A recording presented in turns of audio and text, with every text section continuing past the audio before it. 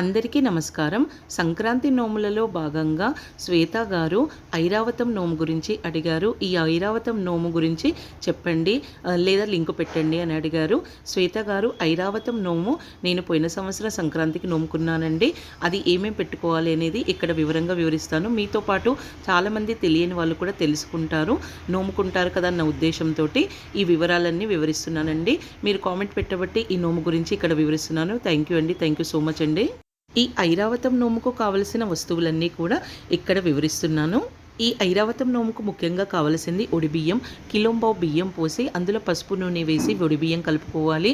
ఇంకా 13 తెల్ల ఏనుగులు, 13 పసుపు కుంకుమ ప్యాకెట్లు, 13 కాటక డబ్బాలు, 13 దువ్వెనలు, 13 అద్దాలు, 26 పోకలు, 13 రూపాయి బిళ్ళలు, 13 గంధం బిళ్ళలు తీసుకోవాలి.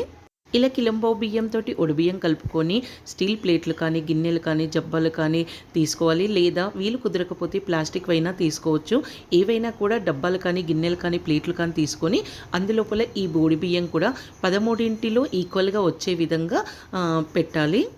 ఇలా బియ్యాన్నింటినీ కూడా అన్నింట్లో సరిసమానంగా పోసిన తర్వాత ఇంతకుముందు చెప్పిన ఐటమ్స్ అన్నీ ఉన్నాయి కదా, అవన్నీ కూడా ఒక్కొక్క దాంట్లో ఒక్కొక్కటి చొప్పున వేయాలి. పోకలు మాత్రం 2 చొప్పున వేయాలి. ఈ విధంగా తెల్ల ఏనుగులు అని మార్కెట్లో దొరుకుతాయండి, మనకు బేగం బజార్లో కూడా దొరుకుతాయి. నేను వీడియోలలో కూడా పెట్టాను. ఇలాంటివి తెల్ల ఏనుగులు 13 తెచ్చుకోవాలి. వీటిల్లో తెల్ల ఏనుగులు మాత్రమే వేయాలండి.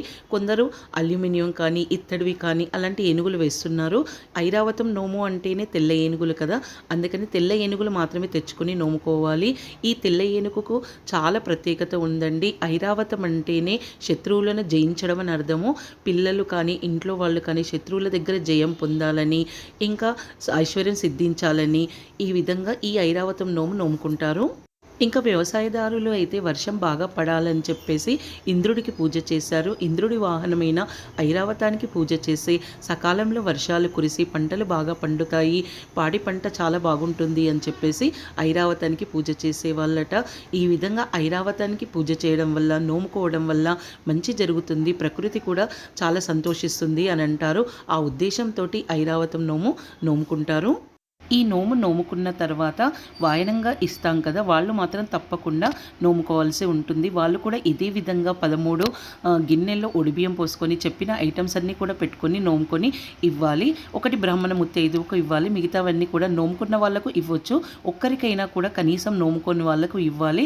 వాళ్ళు తీసుకొని తప్పకుండా ఈ ఐరావతం నోముకోవాలి. ఈ విధంగా ఒడిబియ్యం ఇప్పుడు చెప్పిన వస్తువులన్నీ కూడా పెట్టిన తర్వాత వాయనం ఇచ్చేటప్పుడు బంధువులైతే, దగ్గరి వాళ్ళైతే బ్లౌజ్ పీస్ కానీ, చీరలు కానీ పెట్టుకొని ఇవ్వచ్చంట. లేదు అంటే ఇదే విధంగా వాయనంగా కూడా ఇస్తారు. ఫ్రెండ్స్, మీరు కూడా ఎవరైనా ఈ విధంగా ఐరావతం నోముకుంటే ఏ విధంగా నోముకున్నారు, ఏమేమి పెట్టుకున్నారు, ఎలా నోమారు అనేది కామెంట్ రూపంలో తెలియచేయండి. ఫ్రెండ్స్ సంక్రాంతి నోములకు సంబంధించి మా ఛానల్లో చాలా రకాల వీడియోస్ ఉన్నాయండి. పసుపుకు సంబంధించిన నోములు, కుంకుమకు సంబంధించిన నోము, పెళ్ళి కాని అమ్మాయి అబ్బాయి తల్లి నోముకునే నోములు, పెళ్ళైన వాళ్ళు నోముకునే నోములు, సంతానం కోసం నోముకునే నోములు, ఇంకా చిన్నపిల్లలు ఉన్న తల్లి నోముకునే నోములు, గర్భవతులు నోముకునే నోములు, బాలంతలు నోముకునే నోములు, షష్ఠి పూర్తి నోములు, ఇలా చాలా రకాల నోములన్నీ కూడా మా ఛానల్లో వీడియోస్ ఉన్నాయండి. ఫ్రెండ్స్, ఒకసారి విజిట్ చేసి చూడండి. ఫ్రెండ్స్, ఈ వీడియో చూస్తున్న వాళ్ళలో ఎవరైనా ఇప్పటి వరకు మా ఛానల్ని కనుక సబ్స్క్రైబ్ చేసి ఉండకపోతే సబ్స్క్రైబ్ చేయండి. పక్కనే ఉన్న బెల్ ఐకాన్ క్లిక్ చేయండి. మేము పెట్టే కొత్త వీడియోస్ నోటిఫికేషన్స్ మీరు చూడగలుగుతారు. అలాగే వీడియోకి ఒక లైక్ ఇవ్వండి. వీడియో ఎలా ఉందో అనేది కామెంట్ చేసి చెప్పండి. మరో కొత్త వీడియోతో మీ ముందు ఉంటాను.